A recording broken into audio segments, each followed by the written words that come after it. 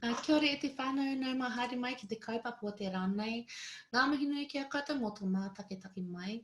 Te kaupapa o tēnei e pāna ki ngā wāhine ki roto te ao waiata. He aha te rerekētanga mō ngā kaua, ngā kaupapa me ngā tikanga ki roto tēnei ao, ki runga te huarahi mō tātou.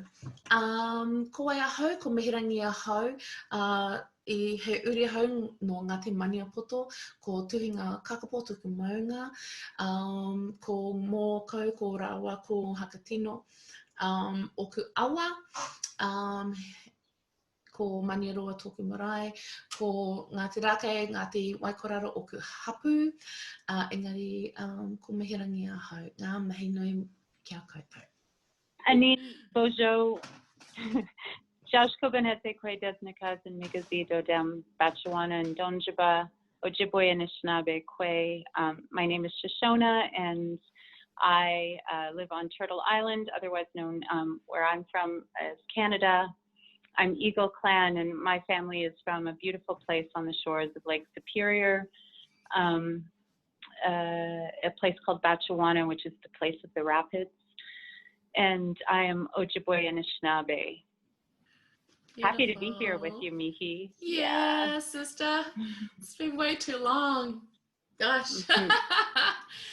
So, this conversation is Indigenous women influencing the industry, and we're wanting to talk about how women have influenced the industry where exploitation and exploitation is pushed against cultural customs, and how women, especially Indigenous women, have maintained their dignity and integrity and causing positive change within the music industry itself. And my name is Mihirangi. I'm from Aotearoa in New Zealand. What have you been up to? Just quickly, so we can kind of get an idea of what effect you've been creating in the industry. You do amazing stuff. Oh, miigwech, babe. Yeah, I've been working on a bunch of things. I'm, working on music always, and looking forward to sharing some new music with the world soon. And I am working with my dear friend and sort of partner in crime, Amanda Rayom, who's a beautiful Métis woman from this territory. I'm right now on unceded Algonquin territory. And yeah, so we've been working together. We're launching a record label with this real focus on Indigenous women. And I think that I'm really excited about amplifying those beautiful matriarchal voices and, really working to create expansive spaces for those stories and those voices to be heard. And I know from my work with people like you, my sister, that those voices are critically important. It's not, for all of us. And so I feel really passionately like I want to hold space for that. I've also been working really hard on the Indigenous Music Summit. And as you know, because you were there with us, we've had 2 thus far, and we're just working towards our 3rd. And the 3rd summit will be a standalone event. The first 2 we partnered with Folk Alliance International, which was a really rich and wonderful partnership. And this year we're sort of bravely striking out on our own. And I think it's important for us to hold, an autonomous space for those Indigenous stories and that sharing around the things that matter to us most as we do that connecting and community building that's so essential right now. I think about it as like bringing the family together. Yeah. And I've been so moved and inspired and overwhelmed really by the kind of conversations and the kind of work that's emerging from holding space for that. So that's very exciting. And we're working on a number of engagements besides sort of our central event with a number of international organizations. So a lot of collaborating happening. It's exciting. It's an exciting time. Yeah, beautiful. So your record label, have you worked out a name? Have you got a name for it yet? Yes.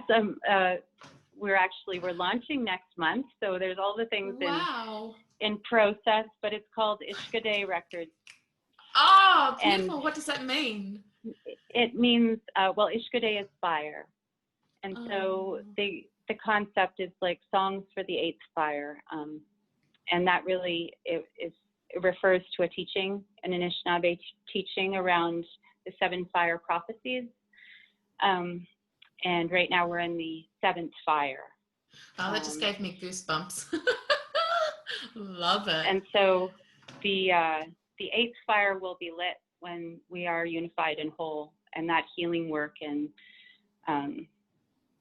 work of reclaiming our teachings and holding up our languages and doing that, holding up our responsibility to the land and to creation. When that happens, the 8th fire can be lit. Beautiful. And that's the 8th and final fire. So the idea is that it's songs for the 8th fire. And are you focusing on just local Indigenous artists, or are you expanding out globally, or?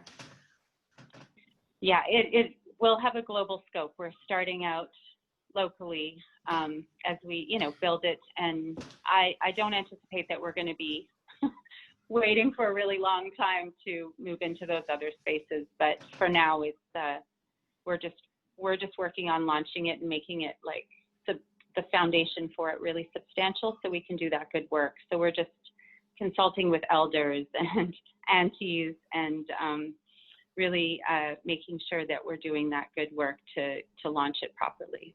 Yeah, beautiful. So talking about an Indigenous women in the music industry and causing massive change, and I'm talking about the global industry as well as besides in our own territories. Some of the things that come to mind in regards to like the principles and values that we bring into the industry and the decisions that we make that have an impact, or things in the industry that actually impact against us as Indigenous women, especially, the number one being equality, the other is, sexism and racism, and dealing with those issues. And as Indigenous women, I know that, for myself, I've got some examples of how I've come into the industry and traveled around the world, and rules that I've put in place for myself in regards to whether, no matter where I go, kind of thing. Is there any values or principles or things that you've come up against that have really stuck out in your career that I guess that you could speak to, that you could speak to in regards to your career? I understand handball that over. Little questions, yeah, little tiny questions. Yeah. I feel like there's so much there. I mean, I think like all of my sisters and aunties and grandmothers and nieces have had a lot of really traumatic and challenging experiences being an Indigenous woman. I think that, there's like these ongoing issues that perhaps most people don't consider, that we must consider every time we step out the door. Yeah. And it is about that physical safety, but it's also about that spiritual and emotional safety, and then that ongoing care that we feel to the safety of our communities and our children, and that we feel responsible for as Indigenous women. And so I think that, especially traveling with your children as well, touring with your kids, which well, you have and I have, and yes, and I mean that's been a beautiful experience, and home has been wherever we were on tour, really truly, because our family was with us, and that has been a great gift. But it certainly was an ongoing concern, and we've talked about this amongst ourselves many times, like how do we protect them, and when we are often not entirely sure how to protect ourselves, and what I do think the most powerful thing that I have experienced and continue to learn from is the connection between us as sisters, Yeah. you know, and finding each other out there in that community has been so profoundly important to navigating that. And, you know, that has informed me in terms of how I move out into the other work, in terms of the industry side of things, that I've been really being, you know, perhaps purposely provoking spaces around, like, so I can ask these questions and point out things that are going on. And I try and do that kindly, but the questions and the truth need to come out, you know? So it's like really trying to create opportunities for those real questions around these critical issues. And we know that, you know, we're living in this colonial construct where everything is about that extractive mentality. You know, it's the foundation of it. So what we do to the land, we are doing to our women. Yeah. What we do to our women, we are doing to the land. Yes. And exactly. And this, you know, this is something that I just think we need to look closely at, not just as Indigenous people, but as, you know, sort of a broader collective. And it's that whole thing as well of like calling out industry people who are deemed as important industry people, and being able to call them out, and keeping it in mind that we've also keeping in mind our own reputations within the industry, and knowing, you know, like maintaining that integrity, maintaining that dignity, and still stepping forward. I remember one time Raven told me a story about you guys going to a house somewhere for a house concert, and someone had, you know, asked us to go through the back door, and you know, the whole connotation around that and what that brought up for you guys and stuff. And you know, like how do you, you know, how to push against that and educate and, you know, communicate those kinds of things without, and you know, without being so worried about your reputation and you're in that space and what others think of us, but maintaining and sticking to what our needs are. And you know, I myself, from touring internationally, and you'd know this from doing work together, is, you know, I think back in 2003 or something, long time ago, you know, with my manager and stuff, touring around the world, and I just made it a rule, not because I made it a rule, because one of my aunties said to me, you know, you're not allowed to do a karanga anywhere on anyone's land internationally unless you meet with the local elders and ask their permission. And that set up a whole way of being within the industry, you know, going to places like Vancouver Folk Festival, or, you know, those international festivals like Edinburgh Fringe and stuff. And to the point where my manager put it in our contract, or in our contractual agreements, that, well, if Mihirangi comes, she's actually not going to get up and perform unless she's met with the local elders and know who they are, understand, you know, what their protocols are, know where the sacred sites are in the area, so you don't break any rules, you know, things like that. And then, you know, stepping out and actually being able to perform in a safe space, in a spiritually safe space, because you've met those elders, because those elders have told you those stories. You can bring those stories to the local people, you know, and how, you know, and then, you know, coming up against festivals that have said, well, actually, we don't know who the local Indigenous people are. And it's like, okay, well, I can't perform until you introduce me to them. And then because of that, they've literally had to spend whatever little time they had to go and find them and change within themselves, you know. Yeah, I think that's so important. And, you know, we've been talking about this, I think, for some time now, but the elders are saying here, and our elders are talking about this being a time for the matriarchy. Yes. It's an important time for that reemergence of that matriarchal energy and that matriarchal type of leadership.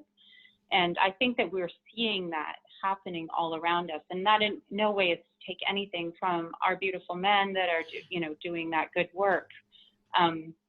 But there is something about a rebalancing, and I think that there's, the reality of that like colonial patriarchal value system that has sort of guided so just everything in terms of systemic frameworks up until this point. It's time for us to really examine those and look at them for what they are. And I don't know that everything in that needs to be thrown away, but certainly there are other ways of seeing and being in the world that are from a very different value set. And, I see the role of Indigenous women as, really speaking to that, those value sets that come from our communities, from our women, from our grandmothers, and from, our great-great-grandmothers that just seem so important right now. Yeah, and it's about bringing those values of in Maori, like one of the big things for us is, manaakitanga and whakawhanaungatanga. Manaakitanga, being able to be hospitable and take care of your guests, and, whakawhanaungatanga, that making everyone feeling like family and coming together like family, and bringing those principles into the industry, because goddamn, the industry needs it, and the balance between the masculine and the feminine, yes, definitely, it's definitely the time of the matriarchal. But one thing I've especially the Indigenous matriarchal, and I say that, and I'll always say this, and I know that there's very different versions of what Indigenous means. Yeah, But white women around the world were Indigenous once upon a time, 2,000 years ago, before their own colonization. They were colonized 2,000 years ago by the Catholic Church and by the Roman Church throughout Europe. And so once upon a time, they believed in their own relationships and their own personal empowerment, equality that they had. And then, that's been taken away. So I speak to those sisters because I'm always wanting to speak to that to them as well, to step into that part of themselves, to re-empower themselves. And I think the one thing that's really powerful about the, you look at there's some really beautiful stories of our grandmothers of, when the white fellas first came here, and they wrote stories about our grandmothers, very specific about our family and our family lineage, was how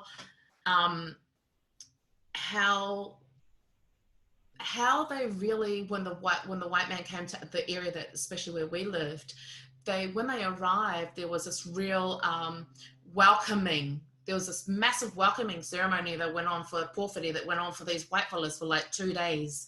And the food that they provide them was overwhelming. And, but the one thing that they noticed was that the matriarchal women were the leaders of the community.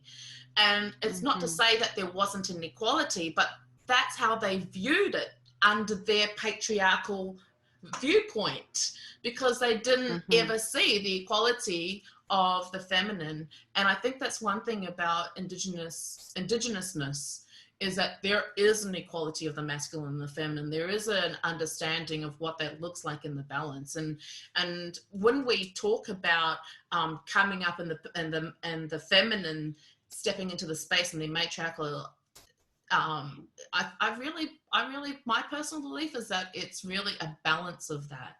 And I mean, gosh, you can't get any more unbalanced than working within. Sorry, I'm getting off track here. We're supposed to be talking about the music industry, but hey, it's all relevant. It really is. It's because these are the things that underpin, and also just like context for these different worldviews, and sometimes like the way that the information, even when we're sharing it, is interpreted through our own worldviews, and we make assumptions and I think that's really important, to contextualize what we mean when we're talking about the matriarchy, because that is in a seeking for balance and an understanding of balance being sort of that critical principle of the universe that we play a role in and are part of in whatever small and humble way. It's us little human beings, in the universe, but, like that understanding that we are a part of. Yeah. Yeah. You know, a greater whole, and that we, like everything else, is responsible to and for that balance. Yeah. I think and I think that that's really important. Yeah. I think one of the other important things for us as well, and we see this, you know, whether it's through having to do it ourselves or seeing other Indigenous women, you know, like Tanya. I remember, you know, the three of us, you and I standing side of the stage where we were in Mexico, and she's on stage and she's doing her thing, and you know the whole audience is just like, where do I look, what do I do, you know? And it's those things of as Indigenous people also understanding too that we are also going to be ancestors one day, and we are also creating and breaking ground and creating new I guess traditional laws within the space itself, in the context of how it looks, but also maintaining that powerful thread that comes through from our ancestors. That, you know, that those beautiful principles of, you know, bravery, you know, humility and wisdom and equality and love and kindness and all of those things. And it's like, well, you know, I feel very, and you touched on this in the beginning of our conversation, was in regards to you know, I've seen you travel around the world with your family, you know, and I can say that traveling around the world, touring and stuff, and coming across my sisters like yourself and Tanya and others and other brothers and sisters and Jess and, you know, our Aboriginal brothers and sisters from Australia, and it's that sense of like kinship and being in that same space and yeah. Well, and that, you know, I think that it's challenging for us it's challenging for BIPOC people on whole to enter into these primarily white mainstream spaces and find place. Yeah. And, you know, and I think that the way we have created place is through each other, you know, and through that, those alliances and relationships that we've built, sisterhoods and familial relationships. Because, you know, when I see you, it's like being reunited with family. Yeah. It is being reunited with family. So, and through that, I feel like those mainstream spaces are being informed and being, you know, learning how to make space. Yeah. You know, and it's taking a great deal of time because it isn't part of those frameworks, you know, and I think, you know, the whole idea of what we're trying to build what we want is to make the circle whole, you know, and I think that's it's taken us a long time to be having those conversations in a meaningful way. And so I feel really committed to making sure that it's not just like a drop in the bucket or a moment that happens, but something that is the continuing work, that continuing relational work. Yeah. And yeah, I was just talking to my mom. She was just here like 10 minutes ago. Oh, and, yeah. I missed it. And yeah, I know. I wish she could join us, actually. Darned it. Yeah. I should have thought of that. But she was sharing with me this idea of collectivity and individualism and sort of that as a principle of the universe, but also as something to inform us in our work together. And she was talking about the ocean. Actually, it could be a lake also, but she was talking about the ocean. And she was saying, you know, when you drop a pebble in the ocean, it makes that perfect whole circle. And that is sort of like each of us. And those circles move out into the rest of the ocean. And we are complete and perfect and whole as ourselves, but we never cease to be the ocean. Beautiful. We are, you know, and yeah, anyway, I can't speak to it the way she can, but I was, you know, she's told me this, given me this teaching many times to remind me, I think, of just the interconnectedness of this work. And, you know, as women, it's this particular teaching that is about water, because for us as Anishinaabe, we have, you know, the women have the responsibility for the teachings of the water and to care for the water. So I was just taking some moments to visit with her about that before I had time with you, as we do. Like, you know, we speak to our elders before we go into, and, you know, and check in before we go into these spaces, which I think perhaps maybe everybody does that everywhere, but they don't think about it that way. Actually, but it certainly is, it's a protocol for us. Like, it is the way we go about things. Yeah, I certainly know for myself, like when I go touring and stuff, you know, I always go to my elders for blessings, or I go to our tohunga tapu tapu, which is our, you know, he's our leader of our rōpū, and, you know, certainly those blessings, or just those little, it blows my mind how lucky we are. Well, actually, not lucky, but how loved and inclusive, you know, things are for us, you know. So I'm conscious that the time is 11:55, which I think's our 15 minutes. I think we've done 20 minutes, which just seems way too short for us, ShoShona. I know, we need much more time. I really feel like I'd like to lift up my mom's name here, just because she's so wonderful and she guides. So there's probably nothing that I have ever said that doesn't in some way connect to teachings that she's given me, and her name is Anje Binisikwe. And I can't have a conversation about us as Indigenous women right now without bringing some attention to what's happening here in Canada, which is continuing to happen around murdered and missing Indigenous women, and the ways that it's becoming increasingly impossible to ignore within the systems like policing, the so-called justice system, and our so-called healthcare system. And I don't know if it's reaching the airwaves, but I also would just like to lift up Joyce Ashikwan's voice. She was a beautiful young mother who went to the hospital looking for care and was treated horribly. It's devastating, and I don't know if you've heard about it, but I just wanted to lift her name up here, and as a way of lifting up all of those names that we can't possibly repeat, of our sisters who aren't here with us and who have done, you know, who are part of this movement with us, and part of why this conversation is so important. Kia ora, my sis. Yes, we've heard about Joy's story over here. I mean, I've certainly seen it. I don't know how many people have seen it, but it's you know, it's something that's, you know, it's a colonial system that we live in. You know, we're currently going through voting, you know, at the moment, and it just as much as, you know, we're trying to vote in who you want to vote in, it's still voting in a Pākehā system. It's still voting in a colonial system. And it's, you know, it's like, how can we just have more Indigenous voices? Well, not just Indigenous voices, but turn to our own sovereignty, our own rangatiratanga, our own leadership within things. And I think what I've discovered through all of this is there's certainly no dependency whatsoever on a colonial system that does not support, because you've got a colonial system that, you know, until the 80s was literally, it was okay to rape your wife.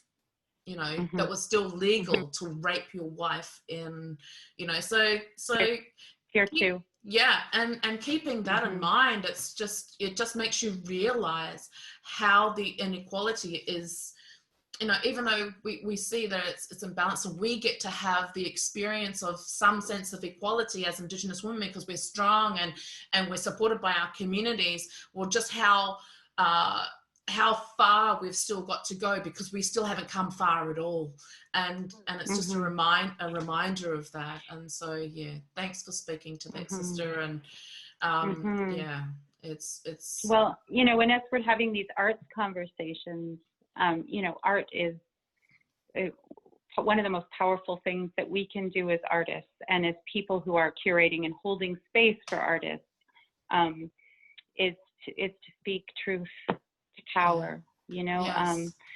And you know, I know that everyone comes to them in their own way as an artist. But I do believe that we are like dreamers and world builders as artists, and I take that very seriously. And I know that that means that we have to look at those hard truths of who we are, and bring those into these powerful spaces of world builders, because that's what happens when people gather around art and creativity and spirit and music and community, is we come together to renew that sense of how we can go home and out into the world in the most powerful ways of transforming community and bringing together community and all, you know, so it's like, what do we want to bring community together around?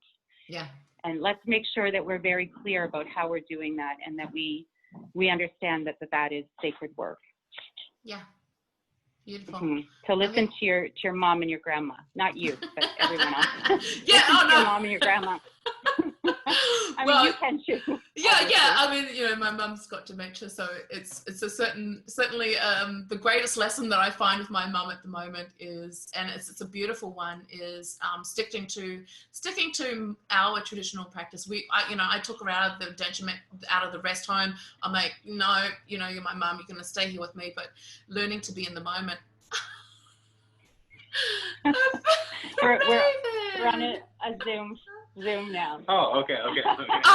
Well, we should probably stop because we've probably gone over time, but that's all good because, you know, this is Indigenous time too, hey? Yeah, exactly. That's right.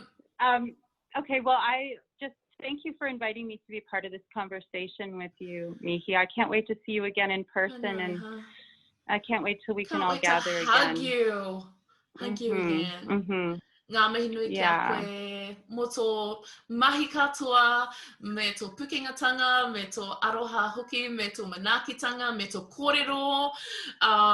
You know, pana ki tēnei kaupapa, he tino nui te kaupapa o ngā wāhine katoa, wāhine toa, ko koe te mana wāhine, haere tunguru koe ki runga te huarahi kia whakatakatea, ao o te ao waiata, ko koe te rangatira, a ngā mihi nui ki a koe hoa, he tino nui taku aroha ki a koe.